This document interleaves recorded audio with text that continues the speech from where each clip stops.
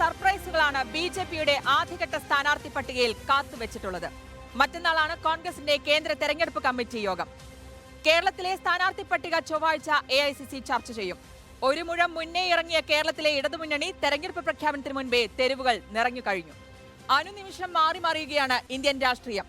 ലോക്സഭാ തെരഞ്ഞെടുപ്പിന്റെ സമഗ്ര ചിത്രവുമായി മഹാഭാരത യുദ്ധം ആരംഭിക്കുന്നു. Welcome to the great Indian ബാറ്റിൽ.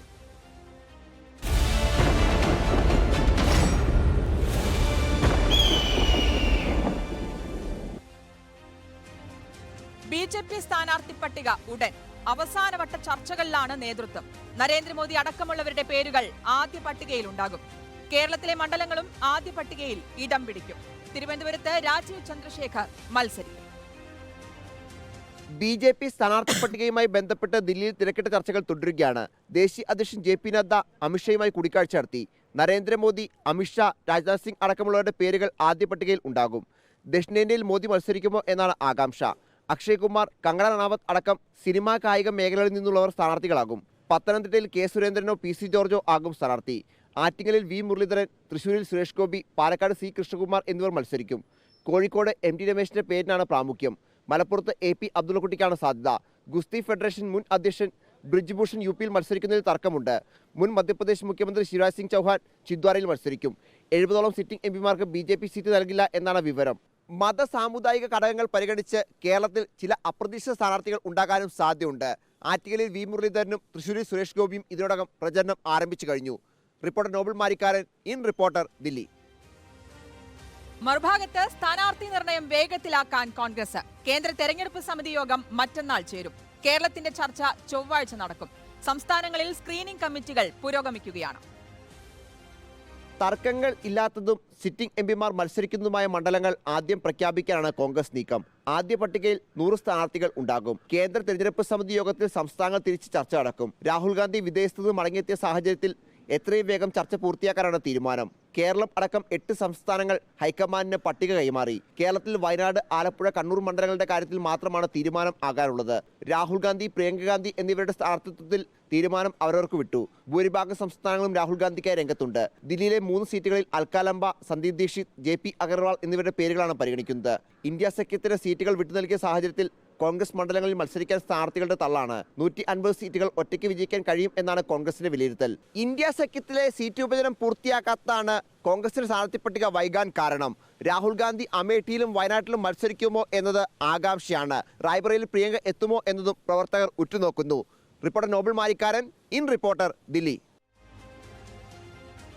കോൺഗ്രസ് സ്ഥാനാർത്ഥിയായി വടകരയിൽ മത്സരിക്കാൻ ആർക്കും താല്പര്യമില്ലെന്ന് K മുരളീധരൻ. വടകരയിൽ പൊരുതണമെങ്കിൽ കുറച്ച് മനക്കട്ടിയും ധൈര്യവും വേണം. തനിക്കത് രണ്ടുമുണ്ടെന്ന് K മുരളീധരൻ പറഞ്ഞു. എന്നാൽ മുരളീധരൻ ശക്തനല്ലെന്നായിരുന്നു മന്ത്രി V ശിവൻകുട്ടിയുടെ പ്രതികരണം. മറ്റ് മണ്ഡലങ്ങളിൽ സ്ഥാനാർത്ഥി മോഹികൾ ധാരാളമുണ്ടെങ്കിൽ വടകരയിൽ ഇറങ്ങി മത്സരിക്കാൻ ആരുമില്ലെന്ന് K മുരളീധരൻ. എന്നോട് രംഗത്ത് നിൽക്കാൻ പറഞ്ഞു. കാരണം വടകരയിൽ ഇപ്പോൾ ആർക്കും മത്സരിക്കാൻ ഇപ്പോൾ താല്പര്യമില്ല. അതുകൊണ്ട് വടകരയ്ക്ക് വലിയ ഉറുതും തള്ളൊന്നുമില്ല. ആർക്കും വേണ്ടാത്തതല്ല. അവിടെയൊക്കെ പോരുതാണെങ്കിൽ കുറച്ച് മനക്കട്ടിയും നല്ല ധൈര്യവും വേണം. എനിക്കത് രണ്ടും ഉണ്ട്. കാരണം അവിടെ അക്രമ രാഷ്ട്രീയത്തിനെതിരായിട്ടുള്ള പോരാട്ടം, ശക്തമായിട്ടുള്ളൊരു പോരാട്ടം നടത്തിയാലേ വടകരയിൽ ജയിക്കാൻ കഴിയും. മന്ത്രിയായിരിക്കെ മത്സരിച്ച് തോറ്റയാളാണ് K മുരളീധരനെന്ന് V ശിവൻകുട്ടിയുടെ പരിഹാസം. ഒരു ശക്തനെ കൊണ്ട് നേമത്ത് കൊണ്ടിറക്കി തിരിച്ചു പിടിക്കുമെന്ന് പറഞ്ഞാണ് ആ ശക്തനായിട്ട് മുരളീധരനാണ് വരുന്നത്. അയാൾ ഒരു ശക്തനും അല്ലെന്നുള്ള കാര്യം ജനം തെളിയിച്ചു കൊടുത്തിട്ടുണ്ട്. ഇതൊക്കെ ജനങ്ങൾ തീരുമാനിക്കുന്ന കാര്യമാണല്ലോ, അല്ല നമ്മൾ മാത്രം തീരുമാനിക്കേണ്ട കാര്യമല്ല. നമ്മൾ ഇതെല്ലാം പറഞ്ഞാൽ നമ്മുടെ ആഗ്രഹങ്ങളാണ് പറയുന്നത്. മുരളീധരൻ്റെ ആഗ്രഹം എന്ന് പറഞ്ഞു, മന്ത്രിയായി ഇരിക്കെ തോറ്റ പാർലമെന്റ് മത്സരിക്കുന്ന ഏക ആൾ മുരളീധരൻ മാത്രമാണ്. മത്സരിക്കാൻ നേതാക്കളാരും തയ്യാറാകാതിരുന്ന സാഹചര്യത്തിലാണ് കഴിഞ്ഞ തവണ K മുരളീധരൻ വടകരയിലെത്തി സീറ്റ് നിലനിർത്തിയത്. റിപ്പോർട്ടർ, കോഴിക്കോട്. രാജ്യത്ത് BJP അധികാരത്തിലെത്തിയതിനു ശേഷം തെരഞ്ഞെടുപ്പുകൾ പണാധിപത്യത്തിന്റെയും മസിൽ പവറിന്റെയും ഇടമായി മാറിയെന്ന് മന്ത്രിയും ആലത്തൂർ ലോക്സഭാ മണ്ഡലത്തിലെ ഇടത് സ്ഥാനാർത്ഥിയുമായി K രാധാകൃഷ്ണൻ റിപ്പോർട്ടറിനോട്. വർഗീയ കാർഡും കോടിക്കണക്കിന് രൂപയും ഉപയോഗിച്ചാണ് BJP ഓരോ തെരഞ്ഞെടുപ്പും നേരിടുന്നത്. എന്തു ചെയ്താലും എതിർക്കാൻ ആളില്ല എന്ന BJP നിലപാടിനെ മറികടക്കാൻ ജനം ഇത്തവണ ഇടതുപക്ഷത്തിനൊപ്പം അണിചേരുമെന്നും ഇടത് സ്ഥാനാർത്ഥികളെ വിജയിപ്പിക്കുമെന്നും K രാധാകൃഷ്ണൻ പറഞ്ഞു. ആലത്തൂർ ലോക്സഭാ മണ്ഡലത്തിലെ ഇടത് സ്ഥാനാർത്ഥി K രാധാകൃഷ്ണനാണ് നമുക്കൊപ്പം ചേരുന്നത്. പാർട്ടി വീണ്ടും ഒരു ദൗത്യം ഏൽപ്പിച്ചിരിക്കുന്നു. മണ്ഡലം തിരിച്ചു പിടിക്കുക എന്നതിനോടൊപ്പം തന്നെ വലിയ ഭൂരിപക്ഷത്തിൽ നേടുക എന്നൊരു ലക്ഷ്യം കൂടിയുണ്ടോ? ഈ തെരഞ്ഞെടുപ്പിൽ ഇടതുപക്ഷ ജനാധിപത്യ മുന്നണി തീരുമാനിച്ചിരിക്കുന്നത് നമ്മുടെ കേരളത്തിൽ നിന്നും ബഹുഭൂരിപക്ഷം സീറ്റിലും ഇടതുപക്ഷ മുന്നണി സ്ഥാനാർത്ഥികളെ വിജയിപ്പിക്കാൻ വേണ്ടി. അതിൻ്റെ പ്രധാനപ്പെട്ട കാരണം ഇന്ത്യൻ പാർലമെൻറ്റിൽ കഴിഞ്ഞ 5 വർഷക്കാലം ഇടതുപക്ഷ ജനാധിപത്യ പ്രസ്ഥാനങ്ങളുടെ പ്രാതിനിധ്യം കുറവായിരുന്നു. അതായത് പാർലമെൻറ്റ് അംഗങ്ങളുടെ കുറവായിരുന്നു. അത് പല ഘട്ടങ്ങളിലും നമ്മുടെ രാജ്യം വളരെ ആശങ്കയോടുകൂടി തന്നെയാണ് കണ്ടത്. കാരണം ഓരോ ജനവിരുദ്ധ നിയമങ്ങളും നമ്മുടെ പാർലമെൻറ്റ് വന്ന സമയത്ത് യാതൊരു തരത്തിലുള്ള പ്രതിഷേധമില്ലാതെയാണ് അതെല്ലാം പാസ്സാക്കി പോകുന്ന സ്ഥിതി ഉണ്ടായത്. അപ്പം അതിനെല്ലാം ചെയ്യാനുള്ള ആത്മവിശ്വാസം ഭരണകൂടത്തിനുണ്ടാകുന്നത് എതിർക്കാൻ ആളില്ല എന്നുള്ളതാണ്. അതുകൊണ്ട് തന്നെ ഇടതുപക്ഷങ്ങളുടെ അംഗസംഖ്യ ഇന്ത്യൻ പാർലമെൻറ്റ് വർദ്ധിപ്പിക്കുക എന്നായിരിക്കണം ഈ തെരഞ്ഞെടുപ്പിൻ്റെ മുഖ്യ ലക്ഷ്യം. രാജ്യത്ത് എങ്ങനെയായിരിക്കും നോക്കിക്കാണുന്നത്? BJP വീണ്ടും ഒരു അധികാരത്തിലേക്ക് വരുമെന്നാണോ, അതല്ലെങ്കിൽ അവർക്കെതിരായിട്ടുള്ളൊരു മുന്നണി തന്നെ അധികാരം പിടിച്ചെടുക്കുമെന്ന്? അതായത് നമ്മുടെ ഇന്ത്യൻ ജനാധിപത്യവും അല്ലെങ്കിൽ തെരഞ്ഞെടുപ്പ് എന്നൊക്കെ പറയുന്നത് ഒരു പരിധിവരെ പണാധിപത്യത്തിൻ്റെയും മസിൽ പവറിൻ്റെയൊക്കെ തന്നെ മേഖലയായി മാറുന്നുണ്ട്. കോടാനുകോടി രൂപയായിരിക്കും ഈ തെരഞ്ഞെടുപ്പിൽ BJP ചെലവഴിക്കാൻ പോകുന്നത്. ഒരു സംശയമില്ല. അതോടൊപ്പം തന്നെ വർഗീയ കാർഡ് നല്ലപോലെ ഉപയോഗിക്കും. മനുഷ്യൻ്റെ യഥാർത്ഥ പ്രശ്നങ്ങൾ പറഞ്ഞുകൊണ്ടായിരിക്കില്ല BJP തെരഞ്ഞെടുപ്പ് നേടുന്നത്. മനുഷ്യൻ്റെ ജീവിതത്തിൽ ഞങ്ങൾ മാറ്റം ഇന്നതുണ്ടാക്കി എന്ന് പറയുന്നതിന് പകരം ഇങ്ങനെ മനുഷ്യനെ വിഭജിച്ച് നേട്ടമുണ്ടാക്കുക എന്നുള്ള ഒരു സമീപനമായിരിക്കും സ്വീകരിക്കും. വൈകാരികമായിട്ട് ജനങ്ങളെ ഉത്തേജിപ്പിക്കുക എന്നുള്ളതാണ് BJP എടുക്കുന്ന നിലപാട്. എന്നാൽ യഥാർത്ഥ സ്ഥിതി എന്താണെന്ന് ജനങ്ങളെ ബോധ്യപ്പെടുത്താൻ വേണ്ടിയാണ് ഇടതുപക്ഷം ശ്രമിക്കുന്നത്. പോലുള്ളവർക്ക് ആലത്തൂരിൻ്റെ ചരിത്രത്തെയും അതുപോലെ തന്നെ ആലത്തൂരിൻ്റെ ആൾക്കാരുടെ സ്വഭാവത്തെയും അറിയാം. ഇത്തവണ എത്ര വോട്ടിന് ഭൂരിപക്ഷം ആണ് കരുതുന്നത്? വിജയമല്ല, ഭൂരിപക്ഷം എത്ര ഉണ്ടാവുമെന്നാണ് കരുതുന്നത്? എനിക്ക് എൻ്റെ ആഗ്രഹത്തിൽ ഇത്രയും എതിർപ്പ് BJPക്കും കോൺഗ്രസിനും ഇതിനൊക്കെ ഉണ്ടായ ഒരു 2 ലക്ഷം വോട്ടിന് കിട്ടണം. തന്നെയാണ് കണക്ക്. അദ്ദേഹം പറഞ്ഞല്ലോ. ഏതായാലും വലിയൊരു വിജയ പ്രതീക്ഷയിലാണ് ഇടതുമുന്നണി ആലത്തൂരിലുള്ളത്.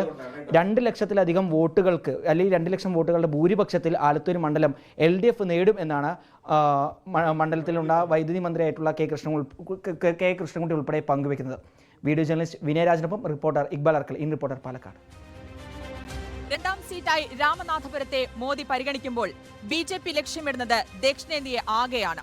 രാമേശ്വരം ഉൾപ്പെടുന്ന മണ്ഡലത്തിൽ BJP കണ്ണുവെക്കുന്നത് പ്രത്യേക ലക്ഷ്യങ്ങളോടെയാണ്.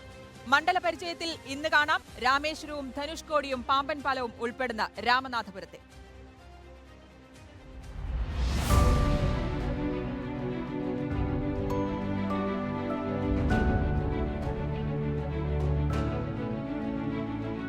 കാശി കഴിഞ്ഞാൽ രാമേശ്വരമാണ്. ഹിന്ദു വിശ്വാസപ്രകാരം രാമൻ സീതയെ വീണ്ടെടുക്കാൻ ലങ്കയിലേക്ക് പോയ രാമസേതുവിലേക്ക് തുറക്കുന്ന മുനമ്പ്. ഇന്ത്യൻ എഞ്ചിനീയറിംഗിന്റെ അത്ഭുതമായ പാമ്പൻ പാലം. രാമക്ഷേത്രം ഉത്തരേന്ത്യയുടെ അതേ തോതിൽ ദക്ഷിണേന്ത്യയിൽ പ്രചാരണായുധമാക്കാൻ ശ്രമിക്കുന്ന BJP തുടക്കത്തിലെ കണ്ണുവെച്ചിരിക്കുന്നു രാമേശ്വരത്ത്. പ്രാണപ്രതിഷ്ഠയ്ക്കായി അയോധ്യയിലേക്ക് പോകുന്നതിന് മുൻപ് മോദി വന്നത് രാമനാഥസ്വാമി ക്ഷേത്രത്തിലേക്കാണ്. പുതിയ പാർലമെന്റ് മന്ദിരത്തിൽ സ്ഥാപിച്ച ചെങ്കോൾ തമിഴ്നാട്ടിലെ തിരുവാതുറൈ അധീനത്തിലേതും. എല്ലാം കൂട്ടി വായിക്കുമ്പോൾ BJPയുടെ തമിഴ്നാട് പദ്ധതി വ്യക്തം.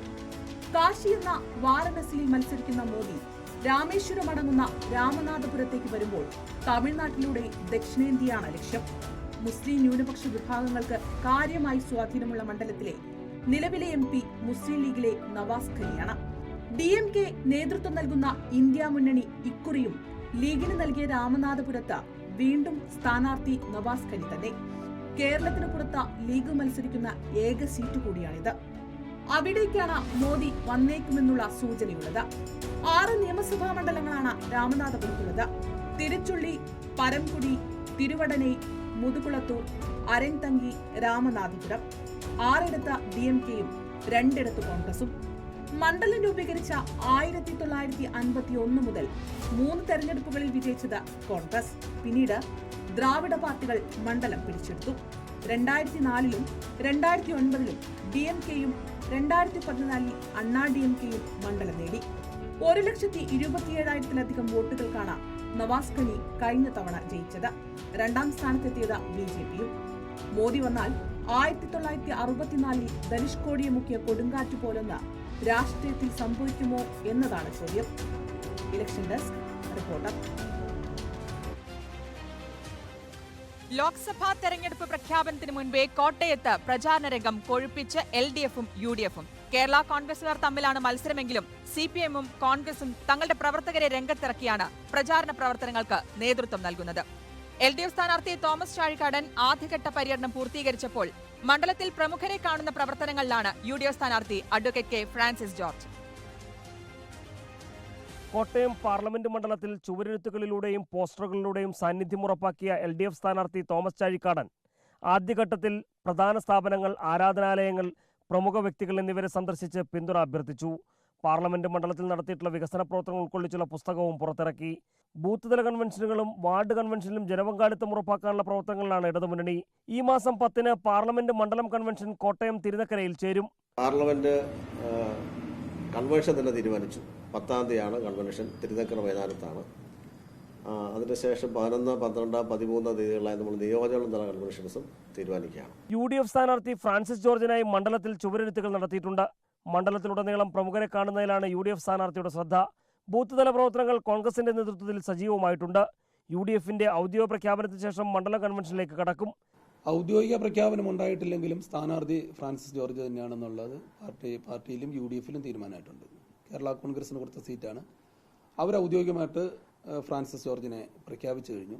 അത്ര ആവേശത്തോടുകൂടി ഞങ്ങൾ സ്ഥാനാർത്ഥിയെ സ്വീകരിച്ചു. അത്ര ആവേശത്തോടുകൂടി ഞങ്ങൾ പ്രവർത്തന രംഗത്ത് ഇറങ്ങിക്കഴിഞ്ഞു. കോട്ടയം ലോക്സഭാ മണ്ഡലത്തിൽ LDFും UDFും തെരഞ്ഞെടുപ്പ് പ്രചരണത്തിന്റെ ആദ്യഘട്ടം പൂർത്തീകരിക്കുമ്പോൾ NDA പ്രവർത്തകർ ചുവരുകൾ ബുക്ക് ചെയ്യുന്ന പ്രവർത്തനങ്ങളിൽ സജീവമാണ്. Reporter Prashanth Thottungal, in reporter, Kottayam. ഇത്തവണ ലോക്സഭാ തെരഞ്ഞെടുപ്പിൽ കേരളത്തിലെ UDF MPമാർക്കെതിരെ എതിർപ്പ് പ്രകടിപ്പിക്കുന്ന ഒരു ജനവിധി ഉണ്ടാകുമെന്ന് പാലക്കാട്ടെ LDF സ്ഥാനാർത്ഥി A. വിജയരാഘവൻ. കേരളത്തിൽ നിന്നുള്ള BJP MPമാരുടെ കുറവ് പരിഹരിക്കാനാണ് UDF MPമാർ പാർലമെന്റിൽ ശ്രമിച്ചിരുന്നതെന്നും BJPക്കെതിരെ ശക്തമായി പോരാടുന്ന LDF പ്രതിനിധികളെ ഇത്തവണ ജനങ്ങൾ പാർലമെന്റിലേക്ക് അയക്കുമെന്നും വിജയരാഘവൻ റിപ്പോർട്ടറിനോട് പറഞ്ഞു. A. വിജയരാഘവന്റെ റോഡ് ഷോ ഇപ്പോൾ പാലക്കാട് നഗരത്തിലൂടെ മുന്നേറിക്കൊണ്ടിരിക്കുകയാണ്. നിരവധി ആളുകളാണ് ഈ A. വിജയരാഘവന്റെ ഈ റോഡ് ഷോയിൽ അനുഗമിച്ച് ഇവിടേക്ക് എത്തുന്നത്. നാട്ടുകാർ ഉൾപ്പെടെ വലിയ രീതിയിൽ ആവേശത്തിൽ ഈ റോഡ് ഷോയെ സ്വീകരിച്ചിരിക്കുകയാണ്. സഖാവേ, അതായത് ഇപ്പോൾ പ്രതിപക്ഷം ഉൾപ്പെടെ ഉന്നയിക്കുന്നൊരു കാര്യം, സീനിയർ നേതാക്കളെ ഇറക്കിക്കൊണ്ട് മണ്ഡലങ്ങളെല്ലാം തിരിച്ചു പിടിക്കാമെന്നുള്ളതെല്ലാം ഒരു വ്യാമോഹം മാത്രമാണ് LDFിൻ്റെതെന്നാണ്. ഈ കേരളത്തിലെ രാഷ്ട്രീയ കാലം ഏത് തരത്തിൽ എന്നതാണ് പ്രധാനപ്പെട്ടത്. നമുക്ക് ഇന്ന് ലോകസഭയിൽ ഏറ്റവും കൂടുതൽ ഇടതുപക്ഷ അംഗങ്ങളുണ്ടാവണം. അത് ഇന്നത്തെ ദേശീയ രാഷ്ട്രീയ സാഹചര്യത്തിൽ നമ്മുടെ രാജ്യത്തിൻ്റെ നിലനിൽപ്പിന് തന്നെ അത്യാവശ്യമാണ്. ശരിയായ രാഷ്ട്രീയ നിലപാടുകൾ, അത് സാമ്പത്തിക വിഷയത്തിലായാലും മതനിരപേക്ഷതയുടെ വിഷയത്തിലായാലും ചാഞ്ചാട്ടമില്ലാതെ സ്വീകരിക്കുക. ഒരിക്കലും തിരഞ്ഞെടുക്കപ്പെടുന്ന ജനപ്രതിനിധികൾ BJPക്ക് ഒരു ബഫർ സോണായി മാറാതിരിക്കുക. അവരുടെ ആവശ്യത്തിന് വേണ്ടി എടുത്തുപയോഗിക്കാവുന്ന ഒന്നാണ് പ്രതിപക്ഷ MPമാർ, കോൺഗ്രസ് MPമാർ എന്ന അനുഭവം നമ്മുടെ മുന്നിലുണ്ട്. 32 പേരാണ് ഈ അടുത്ത ദിവസങ്ങളിൽ കോൺഗ്രസ്സുകാർ, നേതാക്കന്മാർ, MPമാർ, MLAമാർ, മുൻ മുഖ്യമന്ത്രിമാർ BJPയിലേക്ക് പോയത്. ആ അനുഭവത്തിൻ്റെ പശ്ചാത്തലത്തിൽ ജനങ്ങൾക്ക് ഏറ്റവും ശരിയായ നിലപാട് ഉയർത്തുന്നവർ അവരുടെ പ്രതിനിധികളായിട്ട് പാർലമെൻറ്റിലുണ്ടാവണം. അവർക്ക് ജനകീയ വിഷയങ്ങളിൽ ചാഞ്ചാട്ടം ഉണ്ടാവാൻ പാടില്ല. സാമൂഹ്യ കാര്യങ്ങളിൽ വ്യക്തതയുള്ള കാഴ്ചപ്പാടുണ്ടാവണം. ആ നിലയിലുള്ള കാര്യങ്ങൾ, കേരളത്തിൻ്റെ താല്പര്യങ്ങൾ സംരക്ഷിക്കപ്പെടണം. കേന്ദ്ര അവഗണന അവസാനിപ്പിക്കാനാവണം. അതിനുവേണ്ടി ശബ്ദിക്കാൻ കഴിയുന്നവരെയാണ് CPIM ഇടതുപക്ഷ ജനാധിപത്യ മുന്നണി സ്ഥാനാർത്ഥികളായി നിശ്ചയിച്ചിട്ടുള്ളത്. ആ ചുമതല അവർ നന്നായി നിർവഹിക്കുമെന്ന വിശ്വാസമാണ് കേരളത്തിലെ ജനങ്ങൾക്കുള്ളത്. അത് ഈ തെരഞ്ഞെടുപ്പിൽ പ്രതിഫലിക്കും എന്ന കാര്യത്തിൽ യാതൊരു സംശയവുമില്ല. ഈ കേരളത്തോട് കാണിക്കുന്ന അവഗണനയ്ക്കെതിരെ ഇപ്പോൾ നിലവിലുള്ള UDF MPമാരുടെ ഒരു പ്രകടനം എങ്ങനെയാണെന്നാണ് അങ്ങ് കാണുന്നത്? അവിടെ കേന്ദ്രത്തിൻ്റെ അവഗണനയ്ക്ക് നേതൃത്വം നൽകുന്ന, കേരളത്തെ ആവശ്യമായ സഹായങ്ങൾ നൽകാതെ കേരളത്തിൻ്റെ പൊതു സാമ്പത്തിക നിലയെ പിറകോട്ടടിപ്പിക്കാൻ ശ്രമിക്കുന്ന BJPയുടെ എല്ലാ നിലപാടുകൾക്കും പൂർണ്ണ പിന്തുണ നൽകുന്ന, പിണറായി വിജയനെ മുഖ്യശത്രുവായി അംഗീകരിച്ച് നരേന്ദ്രമോദിക്ക് പാദസേവ ചെയ്യുന്ന ഒരാൾക്കൂട്ടമായിരുന്നു കേരളത്തിൽ തിരഞ്ഞെടുക്കപ്പെട്ട UDF MPമാർ. BJPക്ക് കേരളത്തിൽ നിന്ന് പ്രാതിനിധ്യമില്ലാത്തതിൻ്റെ കുറവ് അവിടെ നികത്തിയിരുന്നത് ഇവിടെ നിന്ന് ജയിച്ചുപോയ UDF MPമാരായിരുന്നു. ചരിത്രത്തിൽ ജനങ്ങളെ ഇത്രത്തോളം വഞ്ചിച്ച ഒരു വിഭാഗം പാർലമെൻറ്റ് അംഗങ്ങളില്ല. ആ നിലയിൽ കേരളത്തോട് നിഷേധാത്മക സമീപനം സ്വീകരിച്ച ആ കോൺഗ്രസിൻ്റെ UDFൻ്റെ MP-മാരെ ജനങ്ങൾ വിലയിരുത്തി കൃത്യമായി അവർക്കെതിരായ നിലപാട് ഈ തെരഞ്ഞെടുപ്പിൽ സ്വീകരിക്കാൻ പോവുകയാണ്. സിറ്റിംഗ് MP-മാരെ മത്സരിപ്പിക്കുന്ന കോൺഗ്രസ് നിലപാടിനോട് കടുത്ത എതിർപ്പ് പ്രകടിപ്പിക്കുന്ന ഒരു ജനവിധി നമുക്ക് കാണാൻ സാധിക്കും. വീഡിയോ ജേർണലിസ്റ്റ് വിനയരാജനൊപ്പം reporter Iqbal Arkkal, in reporter, Palakkad. Youth Congress Pathanamthitta parliament കോൺക്ലേവിന്റെ പോസ്റ്ററിൽ നിയുക്ത UDF സ്ഥാനാർത്ഥി ആന്റണി MP-യുടെ ചിത്രം ചേർക്കാത്തതിൽ കോൺഗ്രസിൽ തർക്കം. ഒരു വിഭാഗം പരാതി ഉന്നയിച്ചതിനെ തുടർന്ന് ആന്റണി MP-യുടെ ചിത്രം പോസ്റ്ററിൽ പിന്നീട് ചേർത്തു. ചിത്രത്തെ ചൊല്ലി തർക്കങ്ങളില്ലെന്നും കൈപ്പത്തി ചിഹ്നത്തിൽ മത്സരിക്കുന്ന സ്ഥാനാർത്ഥി ആരായാലും യൂത്ത് കോൺഗ്രസിന്റെ പിന്തുണയുണ്ടെന്നും യൂത്ത് കോൺഗ്രസ് ജില്ലാ പ്രസിഡന്റ് വിജയ് ഇന്ദുചൂടൻ വ്യക്തമാക്കി. പാർലമെന്റ് തെരഞ്ഞെടുപ്പിൽ UDF സ്ഥാനാർത്ഥിയെ വിജയിപ്പിക്കുന്നതിന്റെ തന്ത്രങ്ങൾ ആസൂത്രണം ചെയ്യുന്നതിനായാണ് യൂത്ത് കോൺഗ്രസ് സംസ്ഥാന കമ്മിറ്റിയുടെ മേൽനോട്ടത്തിൽ പത്തനംതിട്ടയിൽ youth Congress Pathanamthitta parliament conclave സംഘടിപ്പിക്കുന്നത്. പരിപാടിക്ക് മുന്നോടിയായി യൂത്ത് കോൺഗ്രസ് പത്തനംതിട്ട ജില്ലാ കമ്മിറ്റി തയ്യാറാക്കിയ പോസ്റ്ററിൽ രാഹുൽ ഗാന്ധിയുടെ ചിത്രം മാത്രമാണ് ഉൾപ്പെടുത്തിയിരുന്നത്. സിറ്റിംഗ് MP-യും നിയുക്ത UDF സ്ഥാനാർത്ഥിയുമായ ആന്റണിയുടെ ചിത്രം കൂടി പോസ്റ്ററിൽ ചേർക്കണമെന്ന് ഒരു വിഭാഗം ആവശ്യപ്പെട്ടു. തുടർന്ന് രാഹുൽ ഗാന്ധിയുടെ ചിത്രത്തോടൊപ്പം ആന്റണി MP-യുടെയും ചിത്രം ചേർത്ത് പോസ്റ്റർ ഇറക്കി.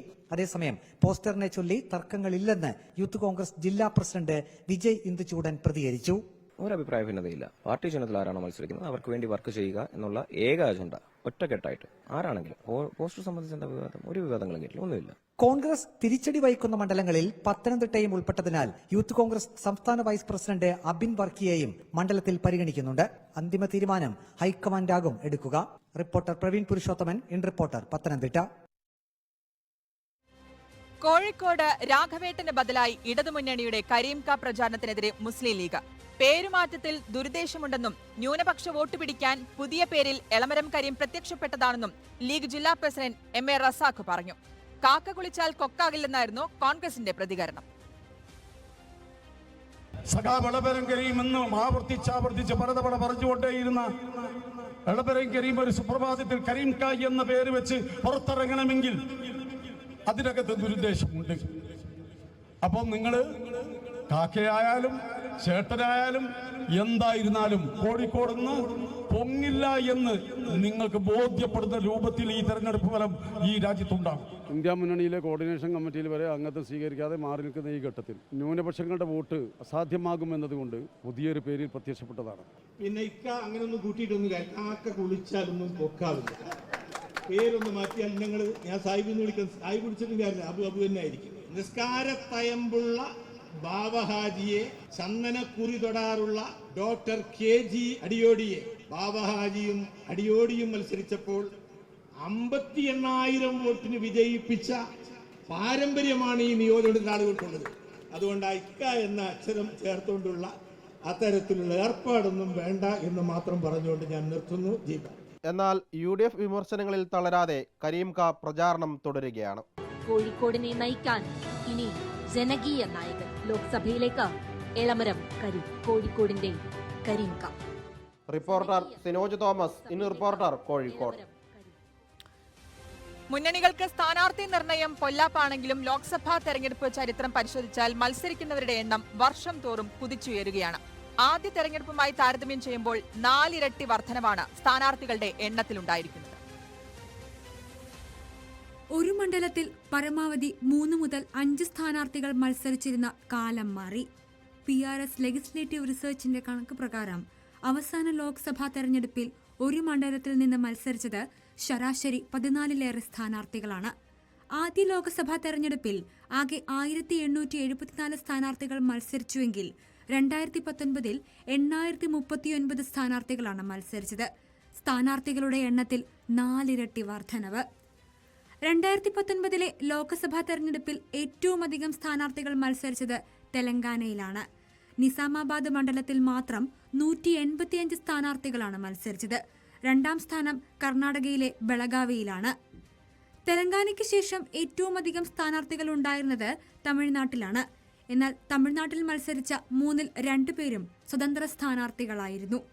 BJPയും കോൺഗ്രസും യഥാസമയം 435 സീറ്റിലും 420 സീറ്റുകളിലും മത്സരിച്ചു. ഏറ്റവും അധികം സ്ഥാനാർത്ഥികളെ നിർത്തിയതിൽ 3ാം സ്ഥാനം BSPക്കാണ്. രാജ്യത്തെ ഏറ്റവും വലിയ 5 സംസ്ഥാനങ്ങളുടെ പട്ടികയിൽ പശ്ചിമ ബംഗാളിലാണ് ഏറ്റവും അധികം ദേശീയ പാർട്ടികളുടെ സ്ഥാനാർത്ഥികളുണ്ടായത്. Research desk reporter. ലോക്സഭാ മണ്ഡലങ്ങളിലൂടെ ഡോക്ടർ അരുൺകുമാറിനൊപ്പം റിപ്പോർട്ടറിന്റെ അശ്വമേധം പര്യടനം തുടരുകയാണ്. ഇന്ന് അശ്വമേധം കോഴിക്കോട് മണ്ഡലത്തിലെ വോട്ടർമാർക്കൊപ്പമാണ്. കാണാം അശ്വമേധ കാഴ്ചകൾ കോഴിക്കോട് നിന്ന്. ജാനും ജാക്കിയും യാത്ര ആരംഭിക്കുന്നു. കോഴിക്കോട് ലോക്സഭാ മണ്ഡലത്തിൽ നിന്നും, കോഴിക്കോട് നഗരത്തിൽ നിന്നും, സാഹിത്യ നഗരിയിൽ നിന്ന്, അക്ഷര നഗരിയിൽ നിന്ന്, ചരിത്ര നഗരിയിൽ നിന്ന് അശ്വമേധം. അതിസാഹസികമായ യാത്രയാണ്. കോഴിക്കോടിന്റെ കോൺഫിഡൻസ് നല്ല കോൺഫിഡൻസിലാണ്. മികച്ച വിജയം നേടും. ഇവിടെ തുടർച്ചയായിട്ടുള്ള വിജയിച്ചുകൊണ്ടിരിക്കുന്ന ഒരു MP ആണ് നേരിടാൻ പോകുന്നത്. രാഷ്ട്രീയ സാഹചര്യമാണ് എല്ലാം തീരുമാനിക്കുന്നത്. ഇത്തവണ വിജയം സുനിശ്ചിതമാണ്. നല്ല നിലയിലുള്ള വിജയം, അതിനനുകൂലമായിട്ടുള്ള രാഷ്ട്രീയ പരിസരവും അന്തരീക്ഷമാണ് ഇവിടെ രൂപപ്പെട്ടു വന്നിരിക്കുന്നത്. 90% അറ്റൻഡൻസ് ഉള്ള MPയെ പിന്നെ നിങ്ങൾ അവിടെ അയക്കണ്ടേ എന്നാണ് ചോദിക്കുന്നത്. വായ തുറന്നോന്ന നാട്ടുകാർ ചോദിക്കില്ലേ? നരേന്ദ്രമോദി ഉയർത്തുന്ന, BJP ഉയർത്തുന്ന ഫാസിസ്റ്റ് വർഗീയ വെല്ലുവിളിക്കെതിരെ ശബ്ദിച്ച ഒരു ശബ്ദം പുറത്ത് കാണിക്കട്ടെ. അതൊരു വെല്ലുവിളിയായിട്ടാണ് അവതരിപ്പിക്കുന്നത്. Okay, thank you Shri Elamaram Kareem. അപ്പോൾ ഓൾ ദി ബെസ്റ്റ്. ഞങ്ങൾ ഒടുവിൽ കോഴിക്കോട്ടെത്തി. കുതിരയുമായി കോഴിക്കോട്ടെത്തി.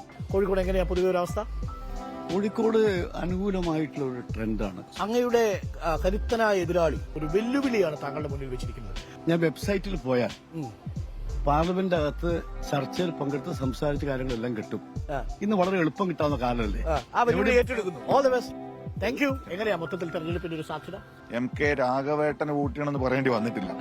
MK രാഘവനെ വോട്ട് ചെയ്ത് വിജയിപ്പിക്കുക എന്നുള്ളതാണ് കഴിഞ്ഞ 3 തവണത്തെ തെരഞ്ഞെടുപ്പിലും UDF മുന്നോട്ട് വെച്ച മുദ്രാവാക്യം. Thank you രാഘവേട്ട.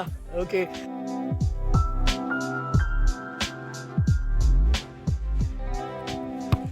Yes, come on. അങ്ങോട്ട് പോയി. വോളിബോളി 6 ഉണ്ടെങ്കിൽ നമുക്ക് കിട്ടും. ഹലോ, വന്നാട്ടെ. എന്താ മൊത്തത്തിൽ ഒരു രാഷ്ട്രീയ അവസ്ഥയൊക്കെ നാട്ടില്? അങ്ങനെയൊന്നുമില്ല. ഇവിടെ എന്താ സാധ്യത? MSF മത്സരിക്കുന്നില്ലല്ലോ. എങ്ങനെയാ മൊത്തം രാഷ്ട്രീയമൊക്കെ ഇവിടെ ചൂട് പിടിക്കോ? ആണോ? ഈ പറഞ്ഞ മത്സരമായിരിക്കും ഇത്തവണ MK രാഘവന്റെ